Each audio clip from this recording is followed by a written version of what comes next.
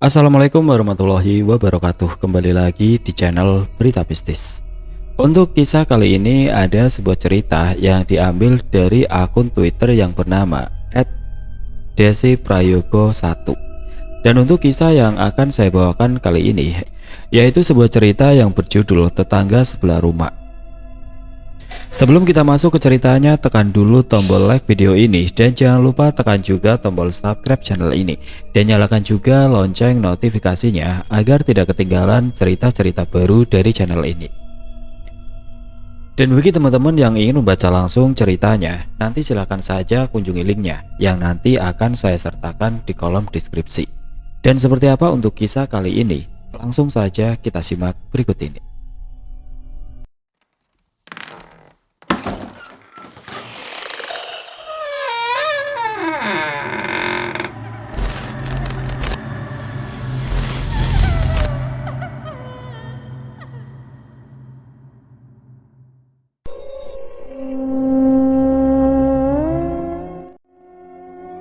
Ada satu cerita tentang tetangga yang memiliki sikap aneh.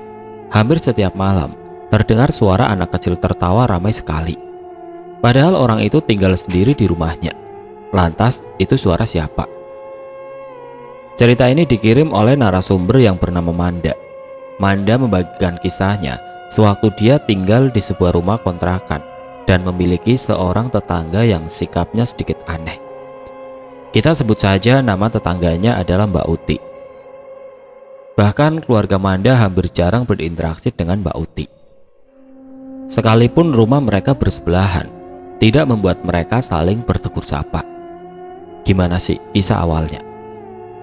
Tahun 2014 merupakan awal tahun yang baru untuk Manda dan keluarganya. Karena hari itu mereka akan pindah rumah kontrakan. Kini rumah yang mereka pilih letaknya tidak jauh dari sekolah Manda dan abangnya. Area perumahan, tapi lebih condong seperti area padat penduduk alias kampung. Hanya saja di sini terlihat lebih asri. Manda dan keluarganya terpaksa mencari rumah kontrakan baru karena rumah yang lama terlalu jauh dari sekolah Manda. Manda ini merupakan anak bungsu dari 3 bersaudara, di mana 2 kakaknya adalah laki-laki semua. Singkat cerita, masuklah ke hari Manda dan keluarganya pindah ke rumah baru. Semua orang suka sama lingkungan rumah ini. Orang-orangnya juga sangat ramah sekali, menyambut kedatangan Manda dan keluarga dengan sangat baik. Akan tetapi, ada satu tetangga yang sepertinya tidak suka dengan kepindahan Manda dan keluarganya di rumah itu. Dia adalah Mbak Uti, tetangga sebelah kanan pas rumah kontrakan baru Manda. Kalau dilihat dari mukanya, usia Mbak Uti diperkirakan sekitar 30-35 tahun. Menurut informasi yang Manda dapat dari tetangga sekitar, Mbak Uti terlihat kurang sehat secara mental sejak kematian suami dan anaknya. Kata para tetangganya Manda, suami dan anak Mbak Uti meninggal dalam sebuah insiden kebakaran rumah. Kurang lebih seperti ini kronologi singkatnya. Dulu Mbak Uti merupakan seorang perawat yang bekerja di salah satu rumah sakit. Rumah sakit ini pun gak jauh dari wilayah rumah Manda. Sedangkan suaminya pekerja lepas dan membuka jasa servis TV, kulkas dan AC. Ketika Mbak Uti kerja, sang suamilah yang menjaga anaknya di rumah. Tapi kalau suaminya juga ada kerjaan, mau gak mau sang anak harus dititipkan ke salah satu orang tua keduanya. Sedangkan jadwal jaga Mbak Uti sendiri juga gak tentu. Kadang dia shift malam, kadang siang, dan kadang juga pagi buta untuk OTW kerja. Saat itu sang anak masih berusia 1,5 tahun.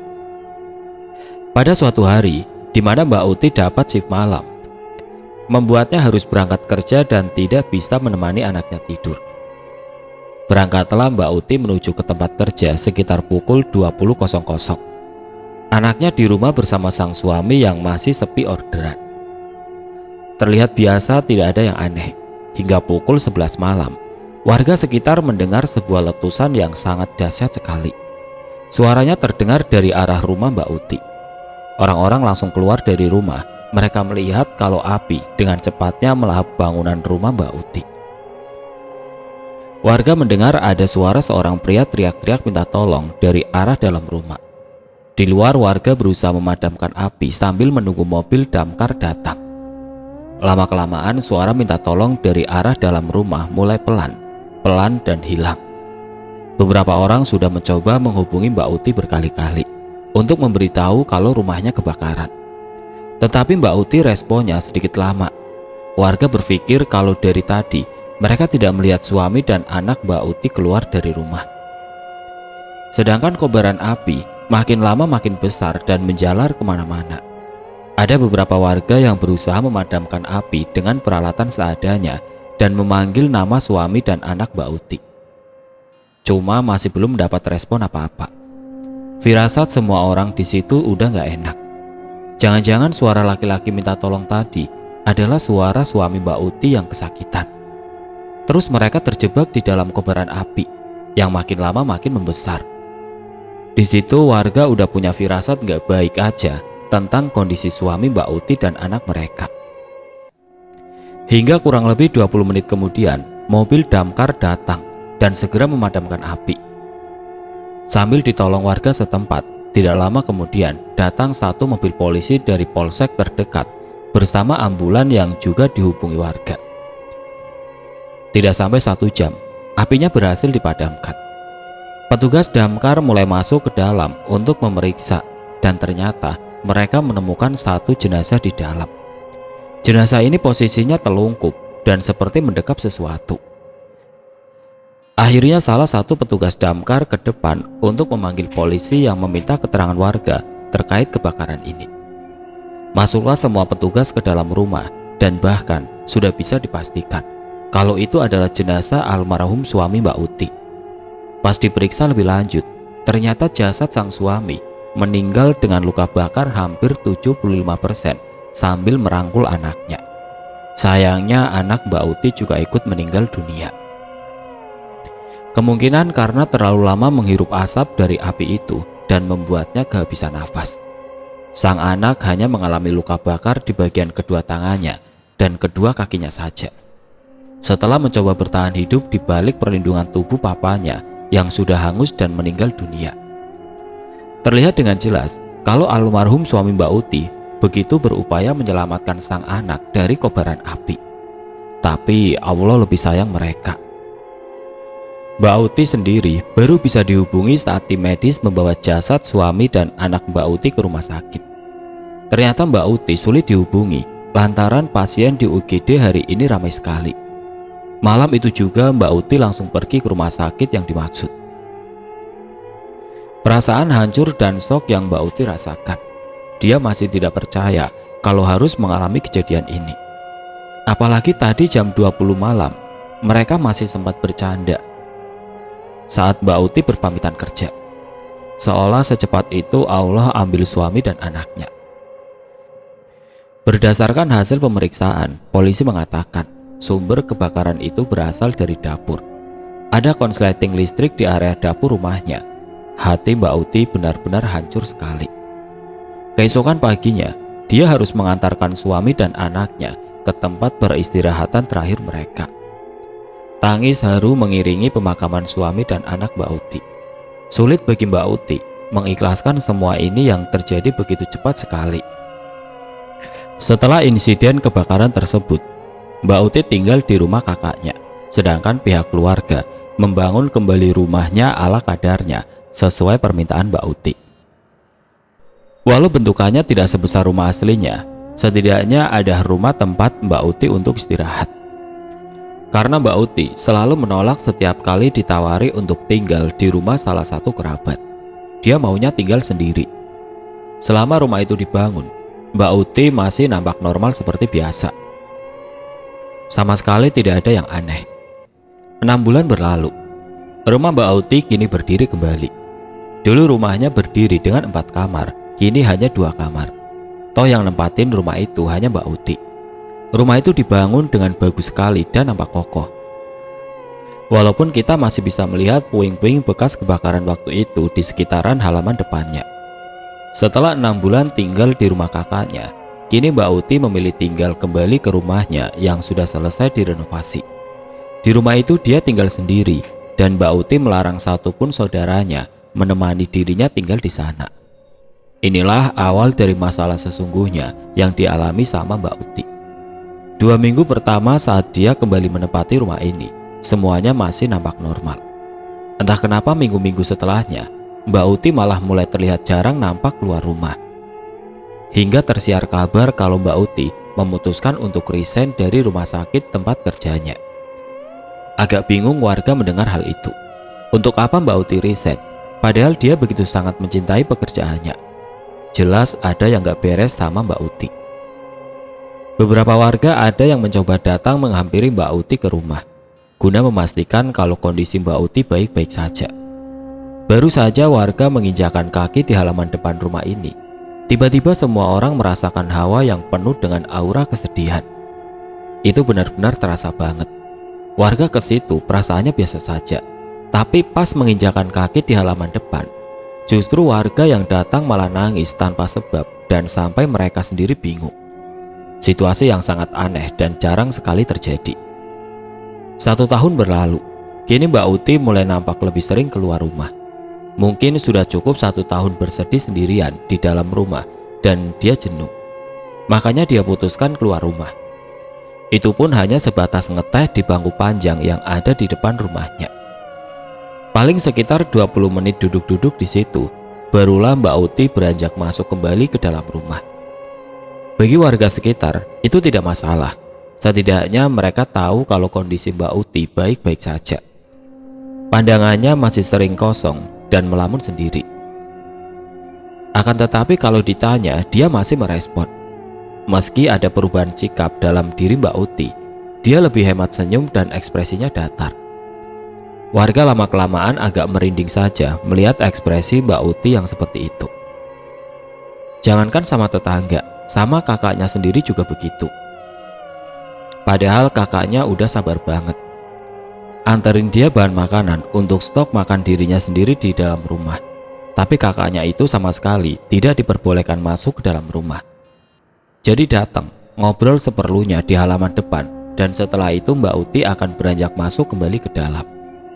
Kakaknya berusaha memahami situasi dan perasaan Mbak Uti. Makanya sang kakak tidak terlalu ambil pusing dengan sikap Mbak Uti. Kejadian itu terus dan terus saja begitu.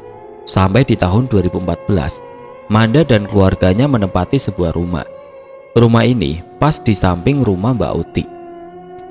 Ketika semua tetangga menyambut kedatangan Manda dan keluarganya dengan sangat ramah, hanya Mbak Uti yang menyambut Manda dengan tatapan sinis. Seakan Mbak Uti ini tidak ingin melihat Manda lama-lama. Tapi setelah dia mendengar cerita dari para tetangga, Manda sedikit banyak memahami bagaimana perasaan Mbak Uti. Berdamai dengan diri sendiri setelah melewati suatu kejadian yang sangat besar itu tidak mudah. Apalagi di kejadian itu sampai menewaskan 2 orang yang Mbak Uti sayang. Cuma sejak malam pertama Manda menempati rumah barunya, Manda maupun keluarganya kerap mengalami kejadian-kejadian di luar nalar. Ketika mereka coba pastikan, malah gak ada apa-apa, dan hal-hal di luar nalar itu makin lama kok makin meresahkan. Di situ rasanya Manda mulai gak nyaman. Inilah 3 kejadian horor yang Manda alami ketika dia mulai menempati rumah tersebut. Teror pertama, di mana teror pertama ini dialami saat Manda ketika belum lama menempati rumah kontrakannya. Manda dibuat gak bisa tidur semalaman sebab dia mendengar ada suara bayi menangis dan seolah jumlah bayinya ada banyak sekali.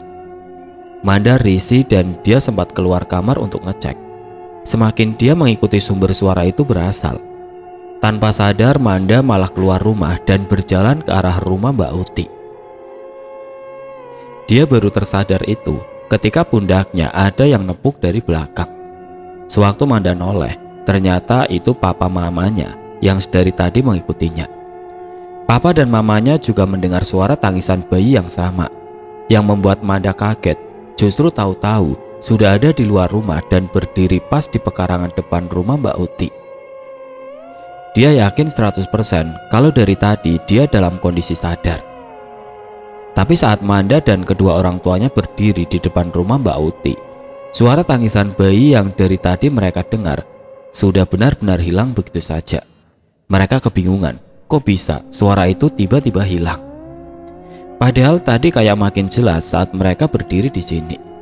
Di tengah rasa bingung yang mereka alami, mereka dikejutkan dengan sosok Mbak Uti yang sedang memperhatikan mereka berdua dari dalam. Mbak Uti mengintip di balik jendela rumahnya dan di tengah kegelapan malam itu. Manda bersaksi kalau mata Mbak Uti malam itu melotot ke arah mereka. Merasa ada keanehan dengan sikap Mbak Uti, akhirnya Manda mengajak papa mamanya untuk masuk kembali ke dalam rumah mereka, bersikap seolah tidak ada apa-apa. Hingga pagi datang, dan Manda baru mulai tidur. Untung keesokan harinya adalah hari Minggu. Teror kedua masih dialami sama Manda. Kala itu Manda ingat banget, papanya pulang sedikit telat karena lembur. Mamanya belum pulang dari rumah budenya. Mungkin mamanya baru pulang sekalian dijemput sama papanya. Sedangkan kedua abangnya Manda pada keluar dan belum pulang. Manda sejak pulang sekolah jam 3 sore sendirian di rumah. Ya, terasanya biasa saja. Bisa jadi karena di rumah ini hanya ada Manda, makanya terasa hening dan sunyi. Di situ Manda mencoba biasa saja seperti gak ada apa-apa. Dia mandi, sholat, makan dan nonton TV. Gak kerasa azan maghrib berkumandang, tapi keluarganya gak ada satupun yang pulang. Manda mendengar ponselnya berbunyi, pertanda itu SMS masuk di ponselnya. Dia lihat ke arah layar, ternyata itu pesan dari mamanya yang bertulis seperti ini. Manda, jangan lupa kunci pintu, jendela juga jangan lupa ditutup, ini udah surup. Pamali kalau masih dibuka. Mama sama papa mungkin baru sampai rumah jam 7.30. Manda hanya membalas dengan kata iya. Rasanya waktu itu Manda mager sekali bangun dari posisi duduknya. Sudah terlalu PW dan dia abaikan pesan dari ibunya. Alhasil, Manda membiarkan pintu rumah dan jendela depan tetap terbuka. Sedangkan dia asik nonton acara televisi. Sikap acuhnya itu justru membuat dia mendapat sebuah masalah. Dia mulai mengalami teror demi teror saat posisi sendirian di rumah. Ketika dia asik menonton acara televisi, tahu-tahu dari arah dapur terdengar seperti ada orang yang memainkan gelas. Terdengar seperti gelas kaca yang dipukul entah menggunakan apa itu, hingga menimbulkan bunyi seperti lantunan alat musik. Itu terdengar sangat jelas sampai ke ruang tamu. Semakin lama, Manda ini semakin risih. Dia berdiri dan hendak berjalan ke dapur. Niatnya sih mau negur orang yang mainin gelas itu. Baru saja Manda hendak melangkah, sejenak dia teringat. Lah kan, aku sendirian di rumah. Kalau Manda sendiri di rumah, lantas yang mainin gelas di dapur siapa? Belum selesai dengan hal itu, tiba-tiba pintu depan rumahnya ini gak ada angin, gak ada hujan, terbanting nutup dengan sendirinya dan suaranya kenceng banget. Perasaan Manda udah gak karuan malam itu. Dengan cepat Manda raih ponselnya yang ada di sofa. Lalu dia telepon orang tuanya. Nafas Manda di situ rasanya gak beraturan saking takutnya.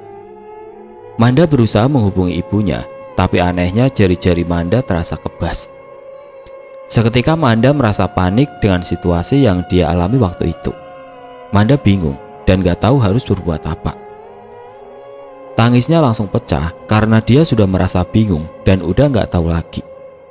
Setelah itu Manda sudah tidak ingat apa-apa dan pandangannya berubah jadi gelap.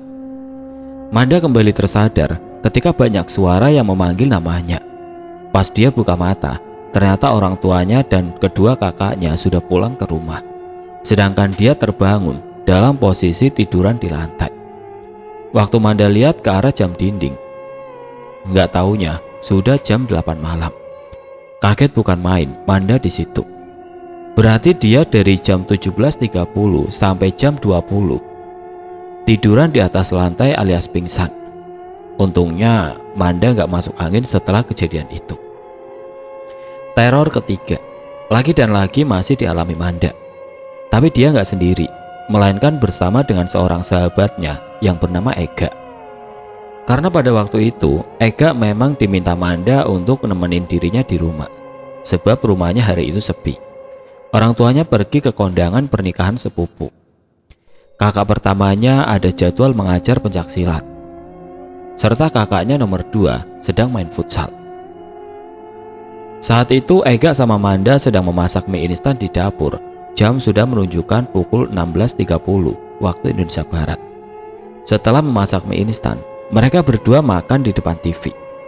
Selesai makan, tidak terasa sudah terdengar azan maghrib. Manda ingat pesan mamanya dan dia segera menutup pintu juga jendela rumah, supaya apa yang terjadi waktu itu tidak terulang kembali. Di saat Manda hendak menutup gorden jendela, Manda melihat sesuatu yang aneh di halaman depan rumahnya. Di mana Manda melihat ada Mbak Uti berdiri di depan rumahnya, menatap ke arah rumahnya sambil terdiam. Dalam hati Manda batin, ngapain Mbak Uti maghrib-maghrib berdiri di situ? Mau bertegur sapa kok rasanya creepy banget. Tatapan mata Mbak Uti juga terlihat seperti kosong tapi melotot, memandang lurus ke arah rumah Manda dan tidak berkedip. Sejenak Manda melamun sendiri. Lamunannya gak lama kemudian buyar karena suara Ega. Dia terkejut dan hampir saja mengumpat. Habis itu Manda melihat kembali ke arah luar. Terlihat Mbak Uti sepertinya berjalan pulang ke arah rumahnya. Ega penasaran di situ. Dia coba tanya ke sahabatnya ini kenapa, supaya Ega tidak parno nginep di rumahnya. Manda berusaha menyembunyikan semua ini dari Ega hingga fokus keduanya mulai berpindah. Mereka berdua putuskan masuk ke dalam kamar Manda dan main HP masing-masing. Pas lagi enak-enak main HP, tahu-tahu mereka mendengar suara cekikikan anak-anak dong. Anak-anak ini seolah sedang berlarian di lorong rumah Manda. Pertanyaannya, ini anak-anak siapa? Bisa masuk lewat mana? Gak mau bertanya-tanya sendiri, Manda dan Ega putuskan untuk keluar kamar. Begitu mereka keluar kamar, betapa terkejutnya mereka berdua saat melihat lantai rumah Manda sudah kotor. Seakan habis ada anak kecil yang main-main di lumpur terus lanjut lari-larian di rumah Manda, sampai telapak kaki mereka yang kena lumpur tertancap di lantai tidak beraturan. Saat mereka keluar kamar, suasana rumah Manda seolah malah makin anyep banget. Hening, sunyi, dan bawaannya pingin nangis saja. Bingung mereka di situ. Belum selesai dengan keheranan yang terjadi, terdengar suara ketukan dari arah pintu depan. Manda maupun Ega kaget dong. Dengan sigap Manda langsung berkata, "Maaf, siapa ya?" "Ibu bapak saya belum pulang soalnya." Akan tetapi tidak ada respon dari orang yang menggedor pintu tersebut, membuat Ega dan Manda terpaksa menghampiri pintu lalu membukanya. Kira-kira yang mengetuk pintu itu siapa? Jalanlah mereka menuju ke pintu depan. Sedangkan cap kaki anak-anak kecil itu stop saat di dekat pintu rumah ini. Waktu Manda mengintip dari balik jendela, ternyata itu Mbak Uti dong. Bener-bener gak nyangka aja, akhirnya Mbak Uti mau membuka suara dan sudah berdamai dengan dirinya sendiri, pikir Manda. Dibukalah pintu rumah sama Manda. Untuk kali pertamanya, Manda melihat senyum Mbak Uti. Mbak Uti di situ langsung bilang seperti ini, "Maaf mengganggu waktunya. Saya kesini hanya mau menjemput anak saya pulang ke rumah. Soalnya tadi saya lihat anak saya main kesini sama teman-temannya." Anak, teman-teman anaknya main ke rumah Manda. Masuk ke rumah Manda lewat mana? Udah benar-benar mau pecah rasanya otak Manda saat dengar pertanyaan dari Mbak Uti. Di saat Manda dan Ega masih dalam situasi shock dan bingung, tiba-tiba Mbak Uti seolah seperti melambai ke arah dalam rumah, padahal di dalam gak ada siapa-siapa. Gak lama kemudian Manda merasa seperti ada angin yang lewat antara celah Manda dan Ega yang berdiri menatap Mbak Uti. Dengan refleks keduanya minggir. Selesai dengan semua pendramaan ini, Mbak Uti berkata seperti ini secara spontan, "Aduh, akhirnya anak Bunda keluar. Ayo pulang dulu sayang. Habis itu kita main lagi ya." Masalahnya Mbak Uti ini ngomong sama siapa? Karena mereka berdua ngelihat gak ada siapa-siapa di situ selain mereka bertiga. Habis ngomong seperti itu, Mbak Uti langsung berpamitan pergi dan gelagatnya seolah-olah sedang menggandeng seorang anak. lebih tepatnya anak tidak kasat mata. Jelas habis lihat itu, Manda dan Ega shock. Apalagi sebelum Mbak Uti berpamitan pulang, dia juga pernah berkata seperti ini. "Maafkan anak saya ya Mbak, dia memang sedikit aktif anaknya. Jadi kalau dia masuk-masuk, biarin aja, biar nanti saya yang jemput untuk pulang." Bukan main perkataan Mbak Uti waktu itu. Anak saya benar-benar membuat orang yang mendengarnya jadi ambigu. Antara ini orang udah kelewat stresnya atau memang masih belum menerima kematian anaknya waktu itu. Di situ Manda dan Ega cuma bisa diam sambil menatap Mbak Uti berjalan dengan menggandeng seorang anak tidak kasat mata. Keesokan paginya, sekitar jam 9 pagi, orang tua Manda pulang. Dilanjut sedikit agak siangan, kedua abangnya Manda juga pulang. Barulah di situ Manda dan Ega ceritakan semua yang mereka alami semalam. Mendengar apa yang diceritakan dua anak ini membuat semua anggota keluarga Manda terkejut bukan main. Antara mau percaya sama enggak.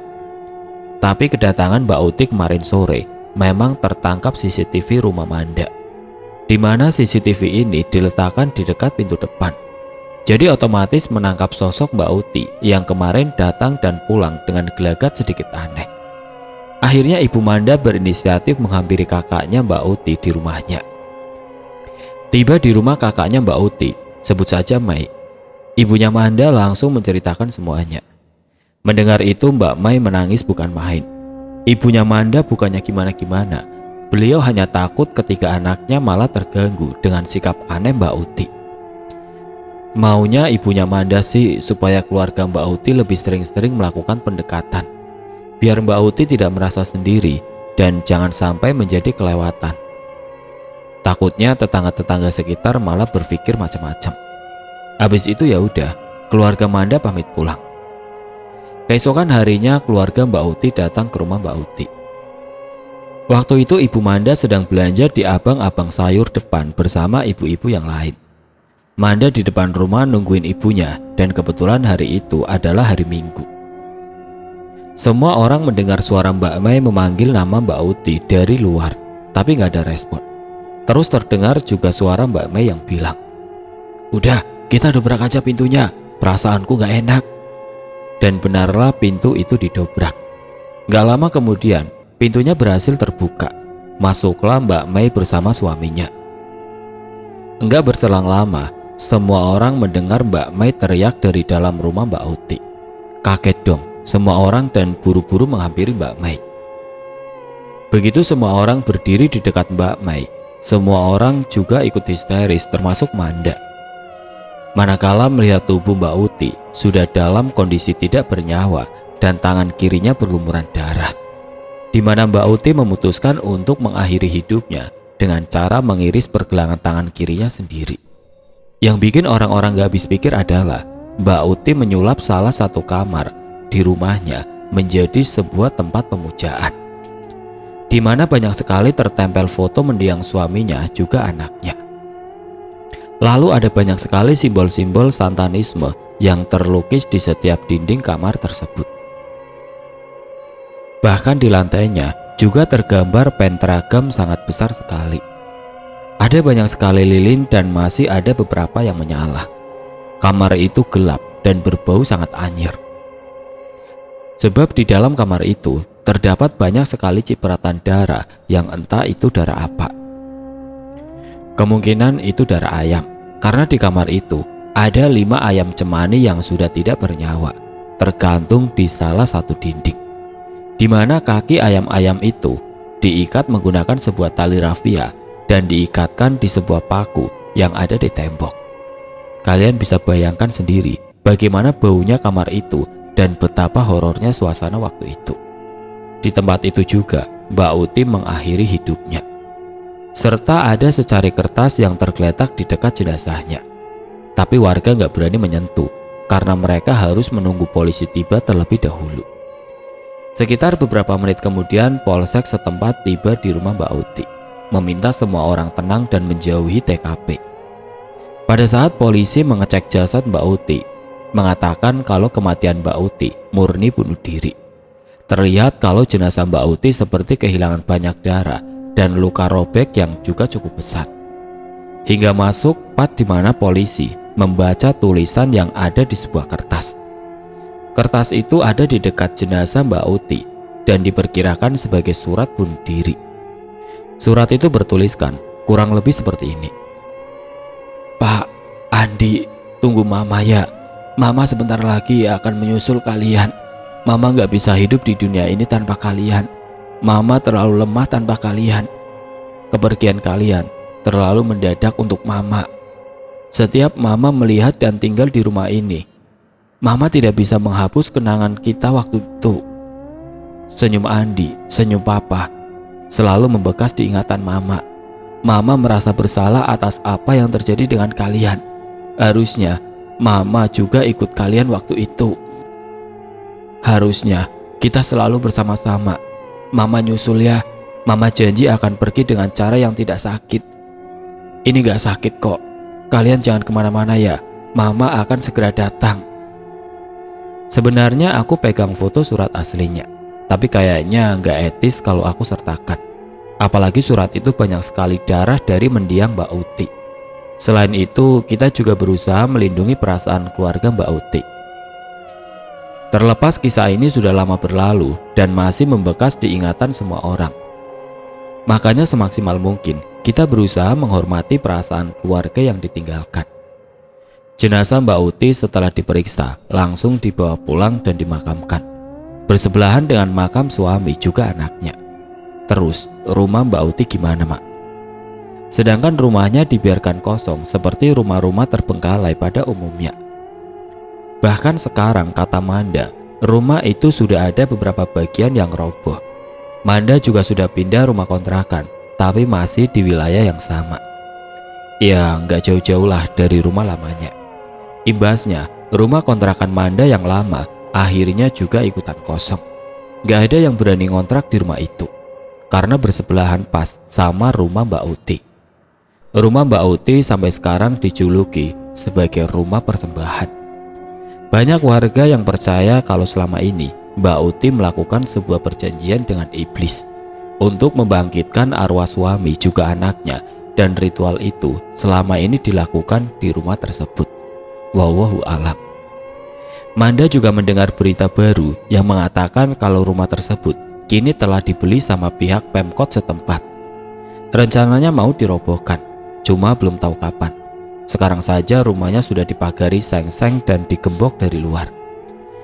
Ada banyak youtuber penelusuran yang nekat manjat rumah itu dan masuk ke dalam. Gak lama kemudian mereka teriak-teriak minta tolong. Untungnya RT setempat pegang kunci cadangan gembok tersebut. Coba kalau enggak, bisa ketakutan dan terancam mereka di dalam. Ada yang bilang mereka melihat arwah 3 orang di rumah itu.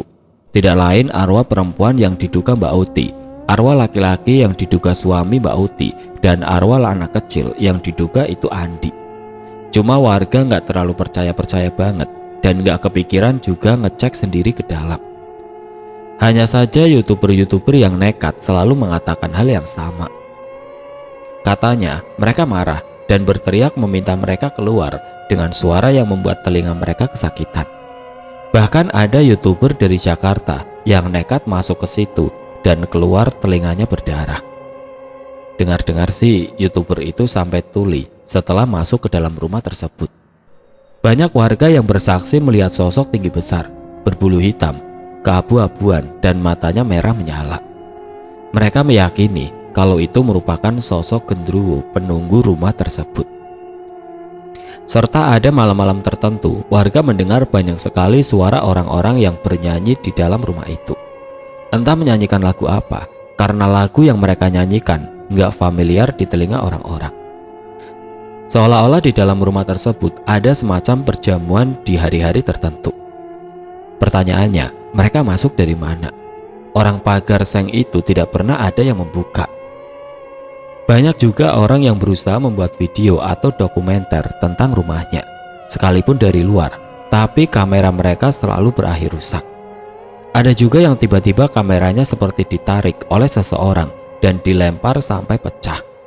Jika kalian bisa mendapati seorang YouTuber bisa mendokumentasi rumah ini dan berhasil menguploadnya di YouTube, Artinya orang itu memiliki tameng yang sama kuatnya dengan sosok penunggu rumah ini. Soalnya di dalam rumah itu, semua gambar-gambar santanisme masih terlukis seperti terakhir ditinggalkan. Bahkan terakhir juga ada darah Mbak Uti yang berceceran saat beliau memutuskan mengakhiri hidupnya di ruangan yang sama. Keluarga Mbak Uti sama sekali nggak berani membersihkannya. Hingga Pemkot setempat berinisiatif akan mengambil alih rumah itu. Dikarenakan sudah membuat keresahan, seperti banyaknya YouTuber dadakan yang masuk ke sana terus mengganggu warga sekitar situ. Makanya beberapa warga ada yang risih dan membuat laporan ke kantor lurah setempat. Apapun nantinya keputusan Pemkot, kita yakin kalau itu merupakan keputusan yang terbaik untuk kita semua. Terlepas dari apa yang sudah terjadi di rumah tersebut, kita doakan semoga almarhum Mbak Uti, almarhum suaminya, dan almarhum Andi diterangkan kuburnya, diampuni segala dosanya, dan ditempatkan di antara orang-orang soleh di surganya Allah. Amin. Oke teman-teman, sekian untuk kisah kali ini. Bagaimana menurut kalian tentang kisah ini? Tulis komentar kalian di kolom komentar. Dan bagi teman-teman yang baru bergabung, jangan lupa untuk like, komen, share, serta subscribe channel ini. Dan nantikan kisah-kisah horor berikutnya tetap di channel Berita Mistis. Wassalamualaikum warahmatullahi wabarakatuh.